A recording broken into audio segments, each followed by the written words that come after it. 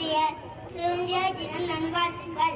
பொதுவாக பண்டிகைகள் விழாக்களை கொண்டாடும் போது ஒருவருக்கொருவர் happy Deepavali, happy Pongal, happy independence day என்று சந்தோஷமாக கூறிக்கொள்வோம்.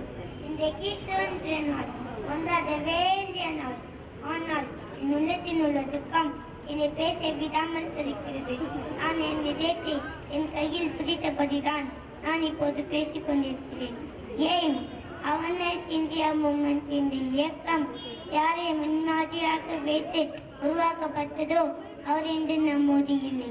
ஏவுகணை வித்தகர், மாணவர்களின் வழிகாட்டி, உண்மையான தேசபக்தர், கனவு நாயகன், கனவுகளை நிறைவேற்றிய காவிய தலைவன், இந்தியாவின் ஞான பெருமகன், கல்வியின் மூலமே நாட்டை முன்னேற்ற முடியும் என்று நிரூபித்தவர், அரசியல் ஆசார், சோர்விதான ஆன்மா, மாசற்ற பண்புள்ளவர், ஏழ்மையில் மருவம், இல்ல உள்ளம் கொண்டவர், தமிழ் தாயின் நவப்புதல்வன் டாக்டர் APJ அப்துல் கலாம் ஐயா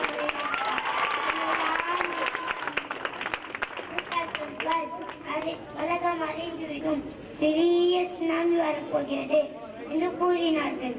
ஆனால் உண்மையில் சுனாமி வந்தது கடந்த ஜூலை 27 தான். கலாம் ஐயாவின் மறைவு நம்மை பெரிய சுனாமியாய் தாக்கியுள்ளது. ஊருக்கு உழைத்தவனே உறங்குகிறாயோ,